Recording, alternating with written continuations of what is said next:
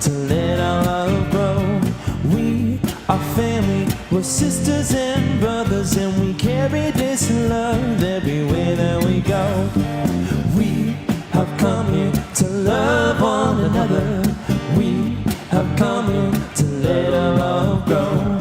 We are family, we're sisters and brothers, and we carry this love everywhere that we go. We carry this love. We carry this love everywhere that we go. We carry this love. We carry this love everywhere that we go.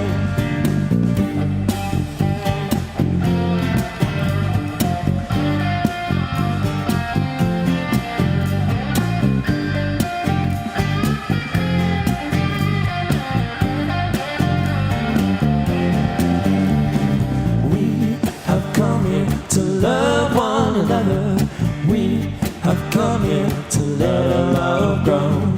We are family, we're sisters and brothers, and we carry this love everywhere that we go. We carry this love.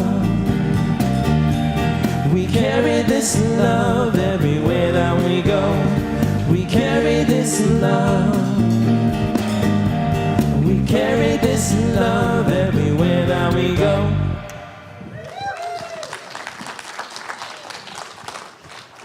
Thank you so much, lovely gentlemen of the band. I love to hear that. Oh. And thanks to you for singing along. Good morning. Welcome to the Center for Spiritual Living, Santa Rosa. I'm Jennifer Mann, a prayer practitioner here at the center, and I'm happy to welcome you today. Listen to this. Life is not random. There's an order inherent in all things. We call this order the living spirit, that singular intelligence that is the creative source from which all existence flows. It is every path, every choice, every thought, every experience. There is no limit to its diversity, yet all of creation points back to this one source. So, yes. So whether you're in the room or watching us online, hello to you. You are all welcome here, where we honor the living spirit within all. Please join me now in reading our mission. The Center for Spiritual Living is a spiritual community that promotes global transformation through personal transformation. Our purpose is to awaken humanity to its spiritual magnificence. We are motivated by a compelling global vision that inspires us to bring the gifts of compassion, integrity, and loving kindness to the world through our programs and teaching. Together, we are helping create a world that works for everyone. We embody this mission through our 5 spiritual practices. Please read those with me. Spiritual study, affirmative prayer, meditation, selfless service, spiritual circulation. We use flowers, and aren't they lovely, to send messages of love and appreciation to one another. Today's dedication is from the Center Choir.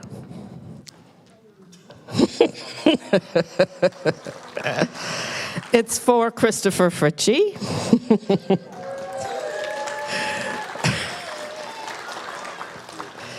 This is what they say. Listen now. Here we go. To our superhero, Christopher Fritchie, who took a few singers under his wing, and in time, we made him proud to call us his choir. We love you, cherish you, and will continue to sing for you whenever we get the call. With all our love and blessings, your choir.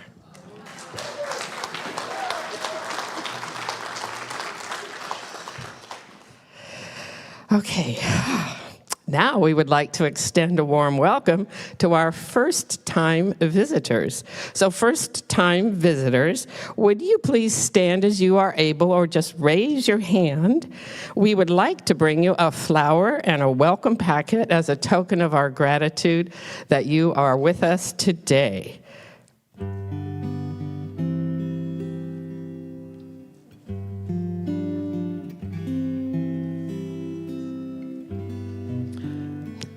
And if you're watching online for the very first time, would you mention that down in the chat and say hello and maybe where you are? You are welcome here as well. So I know that somewhere between the music, the meditation, the prayer and practices, and Reverend Russ's message today, you will find exactly what you need for the next step of your spiritual unfoldment. You are welcome here. Now please enjoy some music before a short time of silent contemplation and prayer. So today, you're the choir, because this is call and response. And you can sing along with Trey. You can even close your eyes, because he's going to sing it with you. Here we go. When I'm still, I feel peace. When I'm still, I feel peace. When I'm still, I know peace. When I'm still, I know peace. When I'm still, I see the one. When I am still, I see the one. When I'm still, I feel the one. When I am still, I feel the one behind it all, the one behind it all, the one that I can call, the one that I can call. When I lose my way, when I lose my way, when I lose my way, when I lose my way, when I'm still, I feel peace. When I am still, I feel peace. When I'm still, I know peace.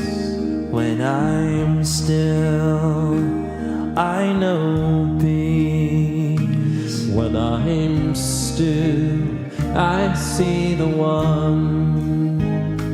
When I am still, I see the one. When I'm still, I feel the one. When I am still, I feel the one behind it all, the one behind it all, the one that I can call, the one that I can call. When I lose my way, when I lose my way, when I lose my way, when I lose my way, gonna find my way, gonna find my way, gonna find my way, gonna find my way, gonna find my way.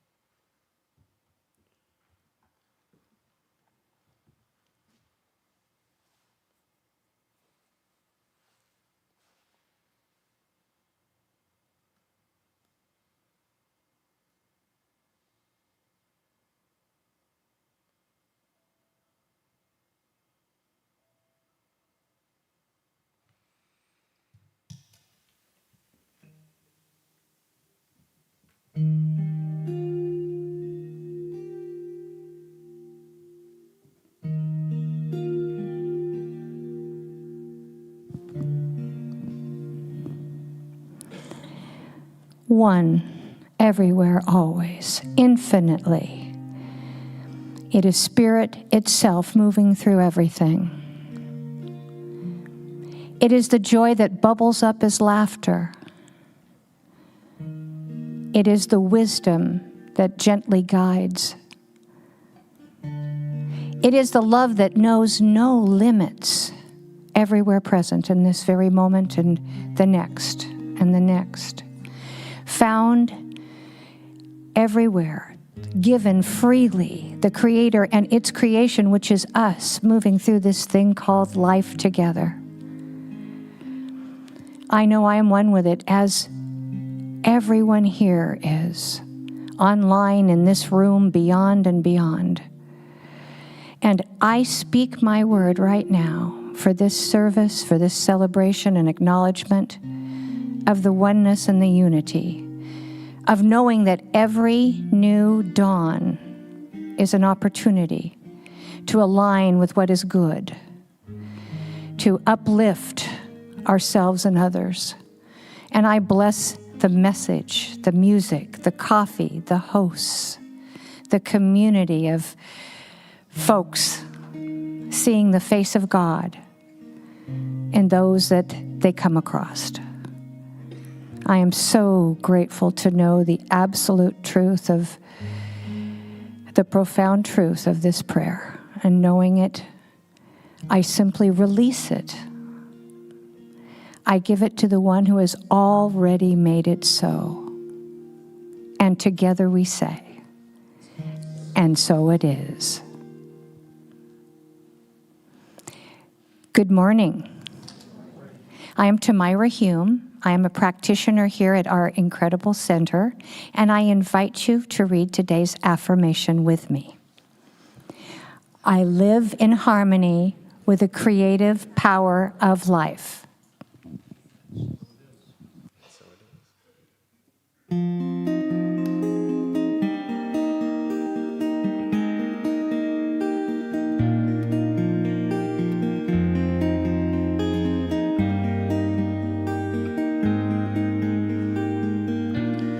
Where I am, God is. Where I dance, God is standing strong. Where I breathe, God is breathing life in and out and through me. As me, where I sing,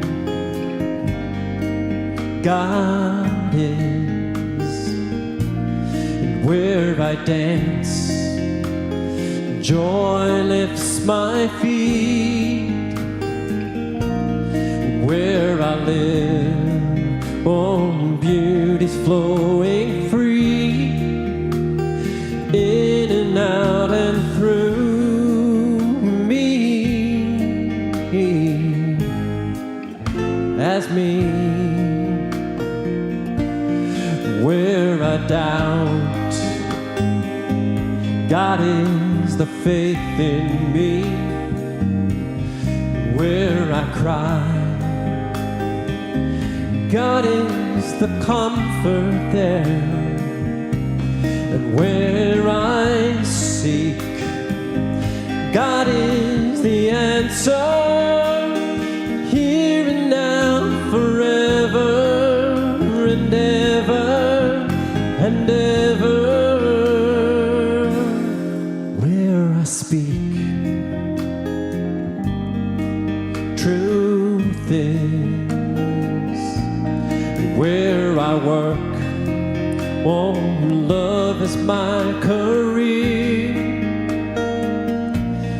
Where I play, oh, God is playing boldly, in and out and through me. As me,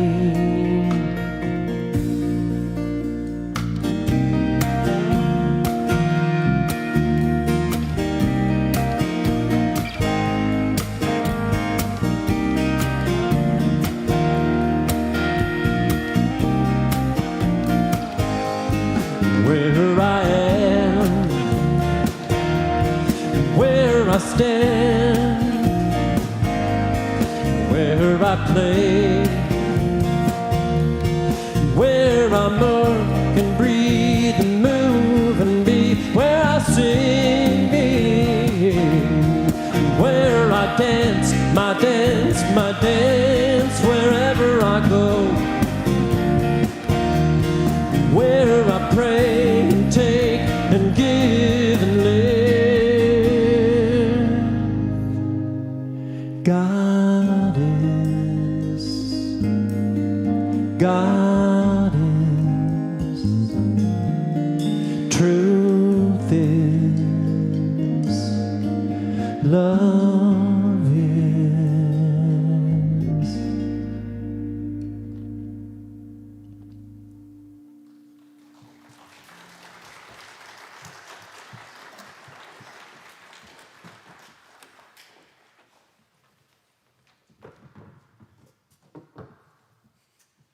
Good morning. Can we give some more love to the fabulous Christopher Fritchie and Trey and Brett and Nick? It's one of my favorite songs. Happy New Year.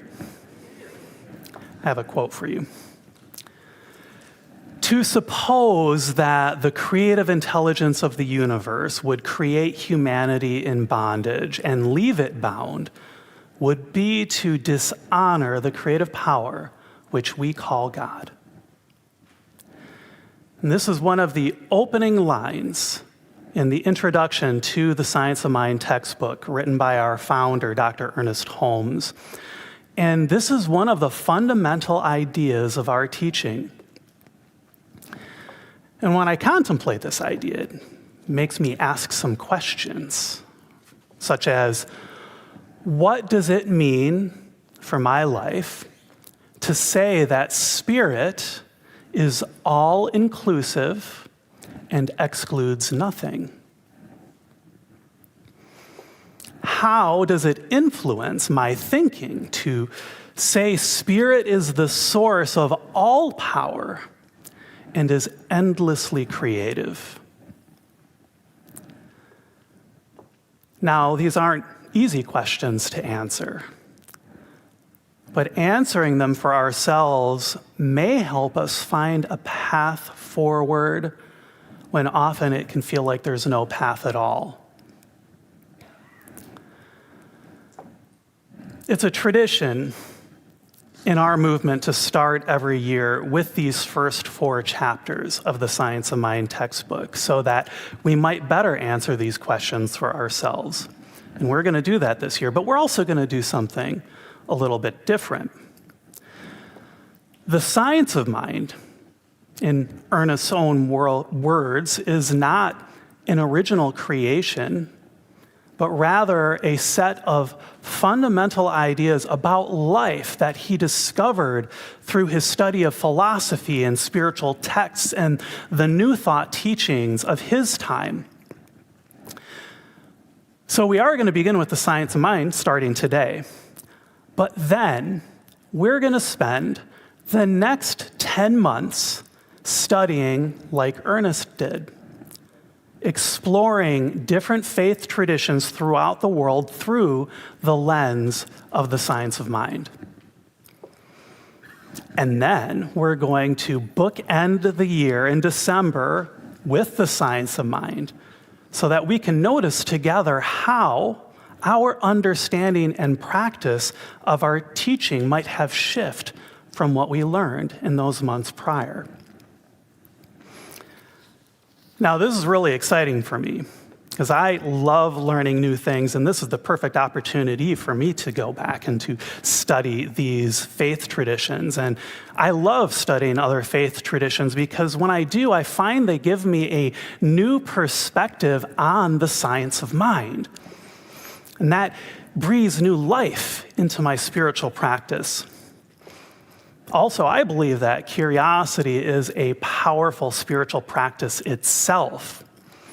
And it turns out that our founder, Ernest Holmes, he was famous for his curiosity. In fact, did you know that Ernest Holmes had a nickname?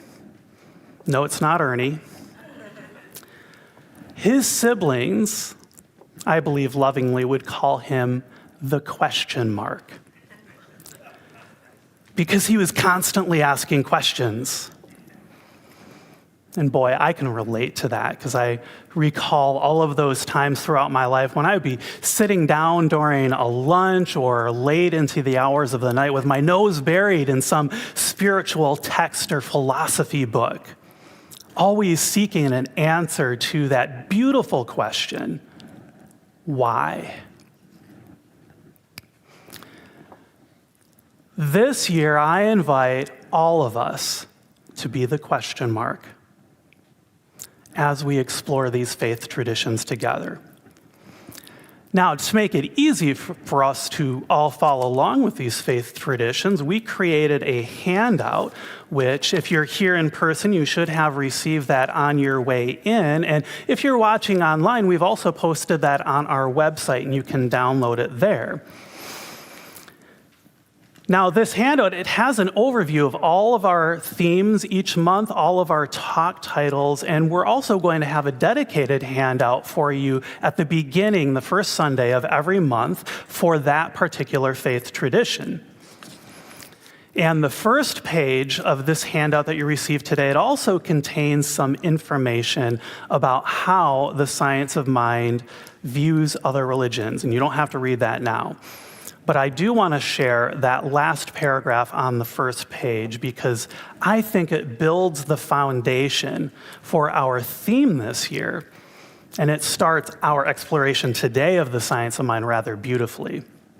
And it says, science of mind teaches that all faiths are valid paths to the divine, each carrying a piece of the greater truth.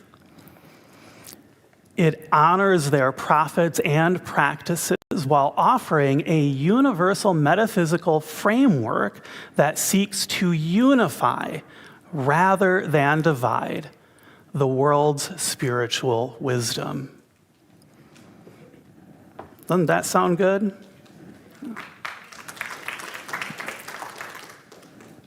That unity is what I see when I contemplate what Ernest Holmes calls the thing itself, which is the title of that very first chapter of the Science of Mind textbook. And in it, he talks about a divine reality that contains within it infinite paths, all of them ultimately coming from and leading back to this one creative intelligence.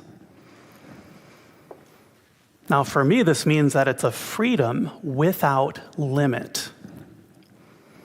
And the best part is that I don't have to go anywhere or do anything to get this freedom, because it turns out that that freedom's already within me.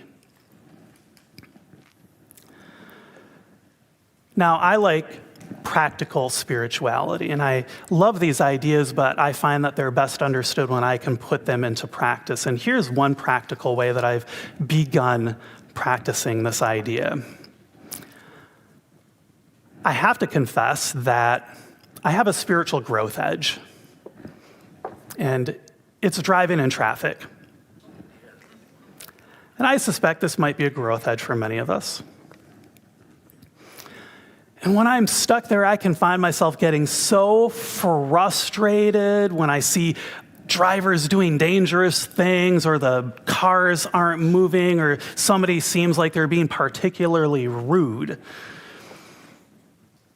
And in these moments, I can believe that these other drivers are the source of my frustration, or my bondage, as Ernest Holmes said in that first quote.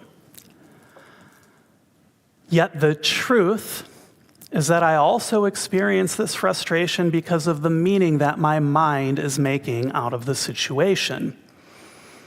My mind is telling me that this traffic is frustrating, and then I believe my mind, and so then I have the experience of being frustrated, stuck in traffic. But here's the thing.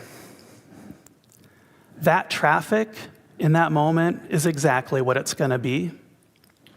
I don't have any control over it. There's nothing I'm going to be able to do to change it. It's not like I can honk my horn and magically all of the cars in front of me are going to disappear, as nice as that might be. But there is one thing that I can change.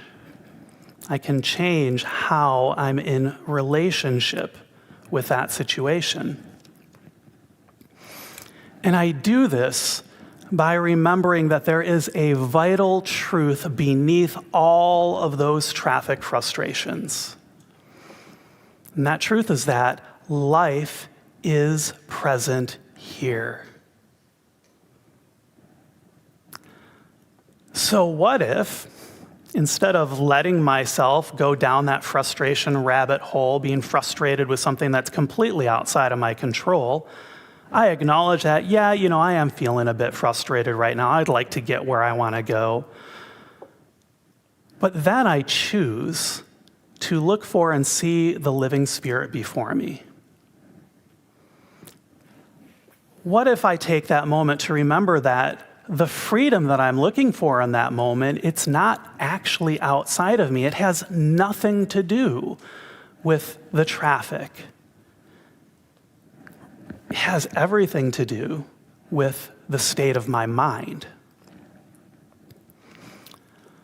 So what if I let that freedom within me inform where my mind goes and let it open me to what is possible in that moment when I don't have much control? You see, all of these choices that I can make, they help me to do something very important when I am presented with a challenge. They put me into positive relationship with the situation by encouraging me to see Spirit wherever I can.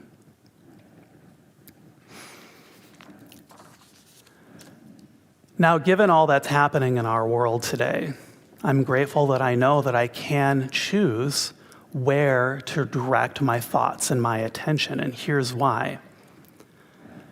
I know that there are so many things that are beyond my control, that probably always will be beyond my control.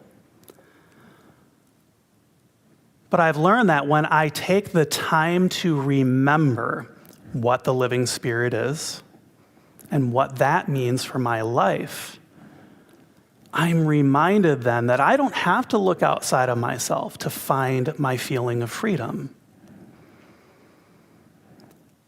In fact, I know that that freedom first has to exist in my mind if I'm ever going to be able to experience it out in the world. Now, when I find that feeling, it might start out small, but I know that when I turn my awareness to it, the feeling increases.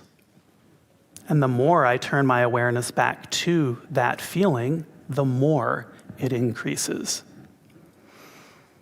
And pretty soon, the more I do this, I find that freedom becomes the state of my mind. And when it's the state of my mind, it's then that I get to experience freedom regardless of the circumstances around me. Now, that doesn't mean that I stop trying to do what I can to make the world a better place. It shouldn't make you stop doing that either, especially when we witness things like injustice and oppression and suffering. But by letting my awareness rest in what it is that I know about the living Spirit, that it has an all-inclusive nature, that it's creative, that it is the source of all compassion, that's when I open myself to so many more possibilities before me. So many more possibilities than when I allow my pessimism to dictate how I should be in relationship with the world. Now, to some, this kind of a practice, it might seem foolhardy. It might seem unreasonable, especially when we are faced with impossible circumstances. But I'm reminded of this paraphrased quote from George Bernard Shaw. I just love this quote. He says the reasonable person adapts themselves to the world. The unreasonable person persists in trying to adapt the world to themselves. Therefore, all progress depends on the unreasonable person. I like to be the unreasonable person. So adapting the world to myself, that doesn't mean that I'm trying to control it. Doesn't even mean that I have to try and change it. What it means is that I adapt my mind by changing how the world appears to my mind. And I do that by recognizing the living spirit wherever I can. Now, this does take practice. I'm not perfect at this by any means. And I want to be clear that I don't expect anyone to begin this kind of a practice by trying to find the living spirit in things like cruelty and suffering and oppression. You know, even Ernest Holmes reminded us that we cannot ignore the condition, because if it's a condition, that means it's real. It exists. But what I can do is I can expand what I see. So that, yes, I do see things like war and suffering and cruelty and oppression, but I can also train myself to see a larger reality. I can know that there are opportunities for me to focus my mind and my attention on hope and optimism. In fact, I can look for examples of that hope and that optimism whenever I'm faced with a challenging situation. You know, I might ask myself, who is working toward peace in this situation? Oh, there's the living spirit. Who is rushing into danger so that they might alleviate suffering? Oh, there's the living spirit. Who is helping me to hear the voice of the voiceless, of the oppressed? There's the living spirit. When I can find compassion and courage in an impossible situation simply by looking for the things that easily remind me of spirit, that's what makes it so much easier for me to then find those qualities within myself. And when I find them in myself, then it becomes easier to share my own compassion and courage with the world. I can let them dictate how it is that I want to relate to the situation, not my fear or my pessimism.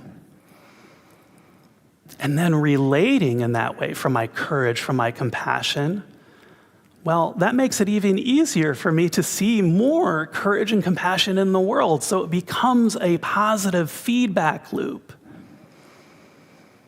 I believe that at a certain point, it actually becomes self-sustaining when that becomes our state of mind. So that's how I adapt the world to myself.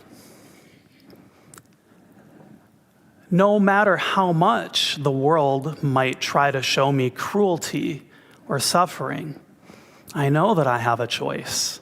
I can either succumb to the cruelty and suffering, I can let them take over my mind, or I can choose a different path. I can choose a path that's grounded in my inherent compassion and my knowledge of infinite possibility. Like I said, this takes practice. And I think Ernest Holmes knew this too, because he lived through the Great Depression. He lived through world wars. And yet he remained optimistic. In fact, he has this to say in the opening of his book about finding optimism in those times. In his book, This Thing Called Life, he says, "The world is crying out for God. lost in the canyons of disillusionment, where the trail runs out and stops against granite barriers that wall us, and we cry, "Why hast thou forsaken me?" When war devastates the land and tremblingly we stand at the mouth of hell, listening to the screaming of airplanes, the wails of the wounded, and the terror of the headlines, we cry, "Why hast thou forsaken me?" And then he goes on to say, the answer to our need lies not in God's willingness, but in our will to accept, in our ability, through faith, to recognize the divine presence as the great reality of life. The power of God within us is like a sleeping giant, which must be awakened that it may spring into action.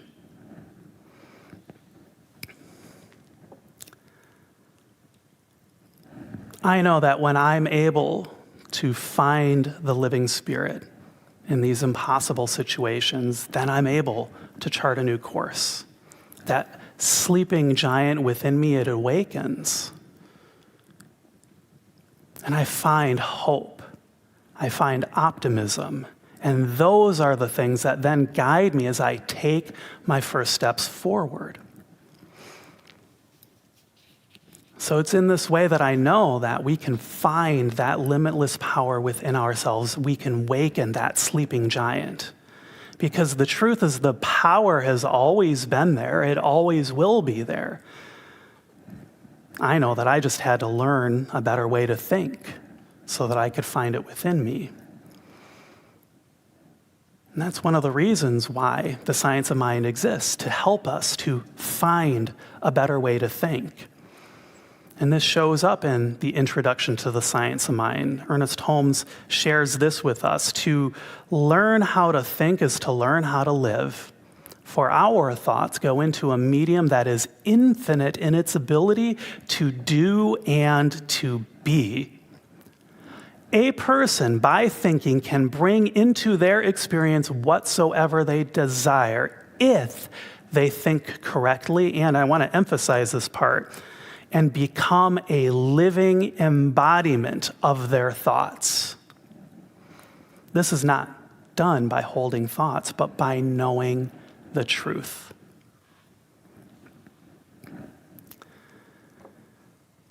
So we began today with some questions, but it makes me wonder, hearing this quote, maybe the fundamental question of the science of mind that it encourages us to answer for ourselves is really, what does it mean for me to live my life as the living Spirit? Ask yourself, how can I embody the qualities of Spirit? What does my life look like when I choose to live from compassion, creativity, courage, and connection? What does it look like when I let these qualities guide my daily affairs and I share them freely with the world? What does my life become when I don't dwell on suffering and instead let that suffering be transformed by my inherent compassion and creativity?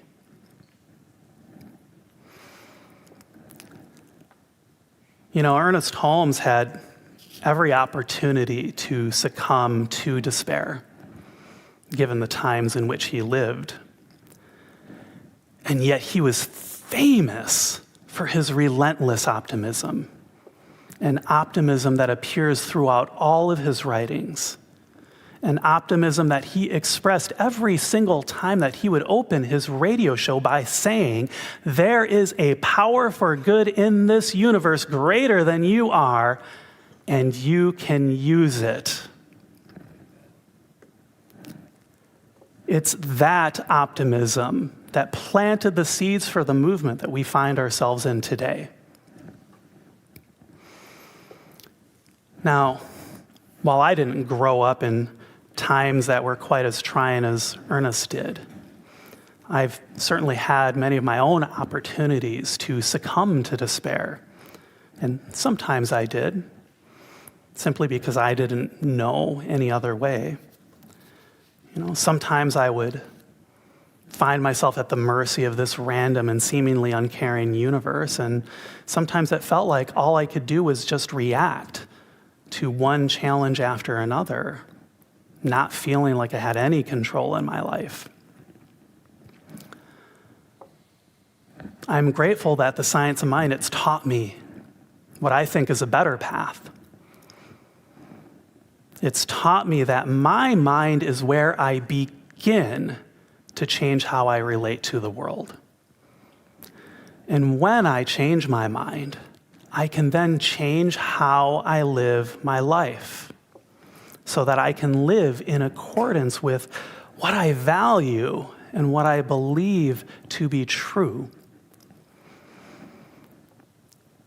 And all of this comes from the one simple yet very powerful act of choosing to recognize the living Spirit wherever I can.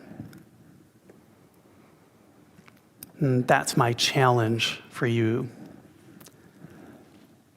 When you find yourself faced with something that makes you feel powerless, or when you find yourself maybe stuck with no clear way out of suffering, I encourage you to look for the things that help you to see and to feel the living Spirit.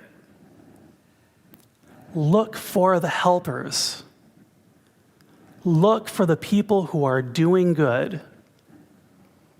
Look for the people who demonstrate love in the world. These are the things that I know can inspire you to find the Spirit within. And it's through that inspiration that I know we can walk boldly forward into 2026, no matter what it has to bring. Let's take that into a moment of spiritual practice together. And you can have a copy of this spiritual mind treatment out at our info desk on your way out. There is one infinite source of creation, the living Spirit. It is the essence and nature of all things. It includes everything and excludes nothing. It is the nature of compassion, creativity, and courage. I know that I must be a part of this living Spirit. Because it includes all that, includes me. I know that within me are compassion, creativity, and courage without limit. I tap into my inherent compassion, creativity, and courage now. I allow them to shift my vision of the world so that I easily see all who are working to do good. I know each and every person working toward good shares the qualities of the living Spirit. As I witness them, I witness compassion, creativity, and courage grow within me.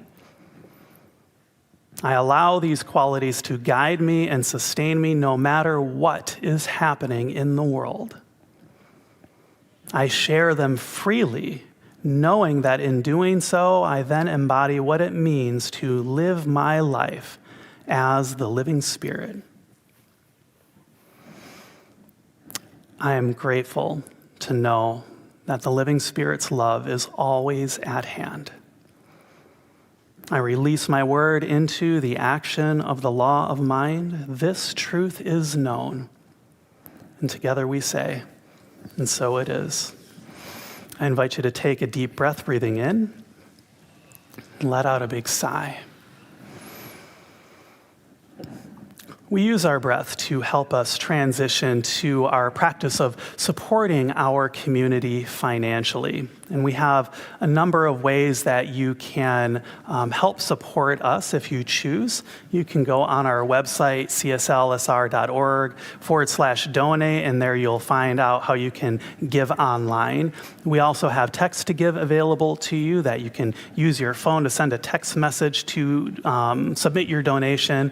And today we will pass the basket. So I invite our ushers to stand and to hold the sacred place as you hold to your heart your gift and repeat after me. I bless my gift. I send it forth to heal and prosper. It does incredible work in the world. And so it is. Ushers, please receive the gift.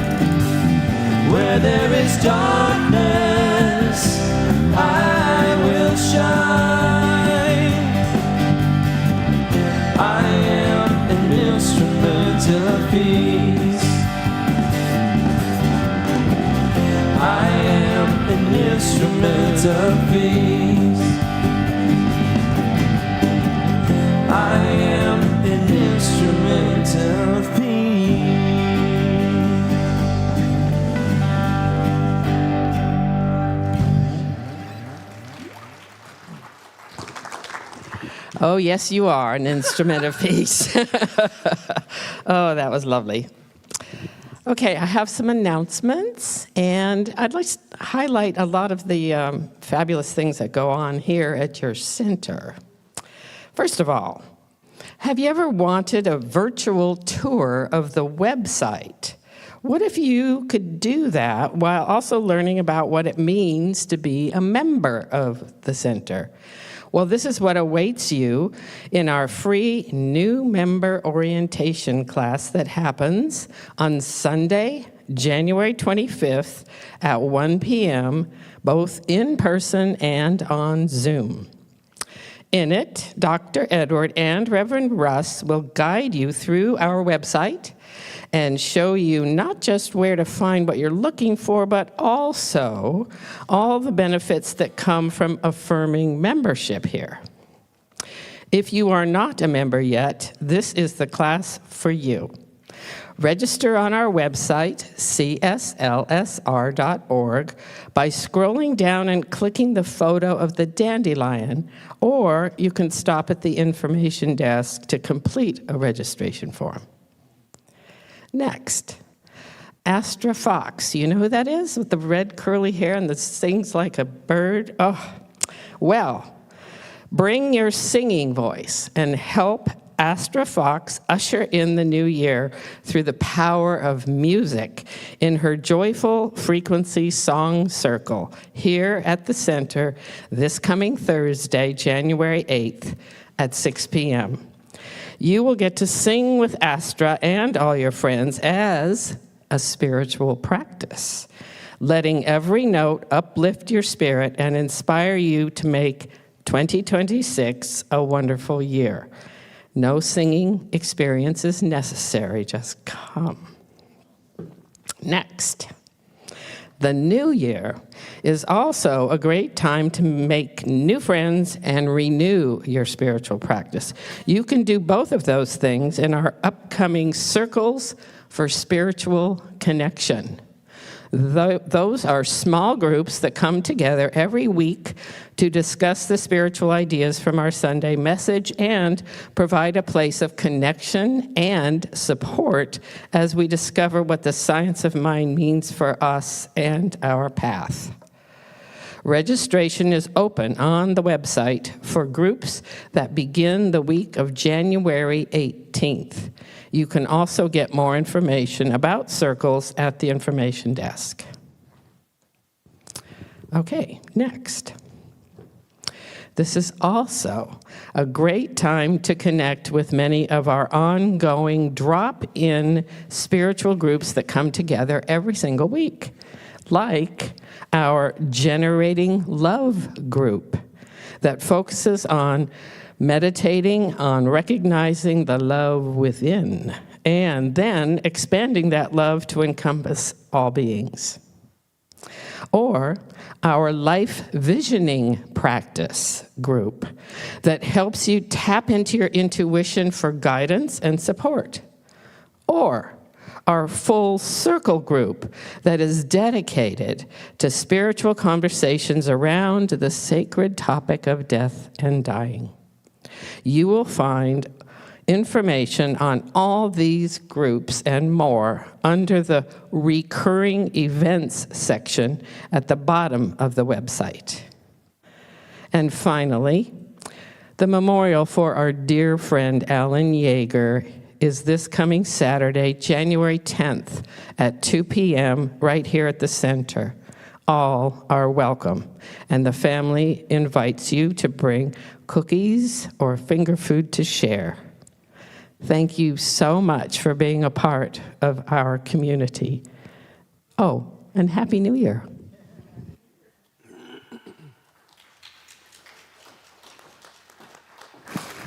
Thank you so much, Jennifer. And I just want to reemphasize how excited I am that this year we get to explore all of these different faith traditions, because I know that I'm going to learn new things that help to uplift my spiritual practice and uplift my spirits as well. And I truly hope that you have that experience as well.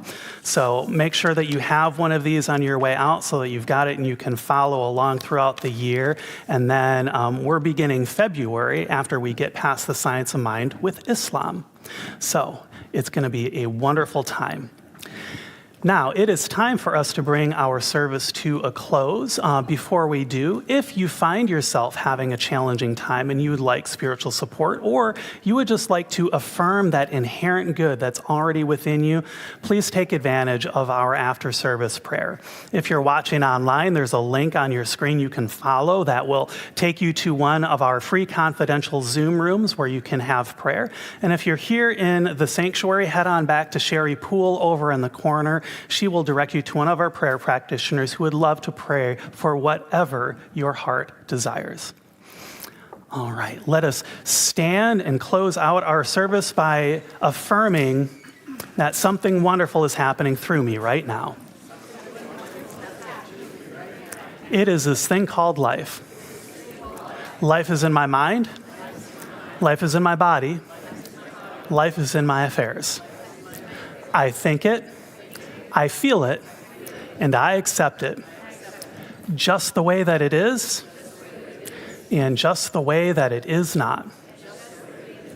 Thank you, life. Know with me that you are never alone.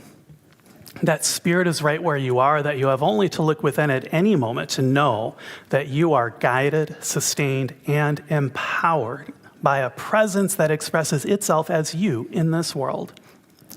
In deepest gratitude, let us live our lives accordingly so that in everything that we do and say and think, we honor this presence within. And so it is.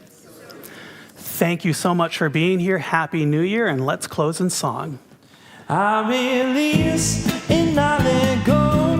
I let the Spirit run my life, and my heart is open wide. Yes, I'm only here for God. No more struggle, no more strife. With my faith I see the light. I am free in the Spirit. Yes, I'm only here for God. I release and I let go. I let the Spirit run my life, and my heart is open wide. Yes, I'm only here for God. No more struggle, no more strife. With my faith I see the light. I am free in the Spirit. Yes, I'm only here for God. I am free in the Spirit. Yes, I'm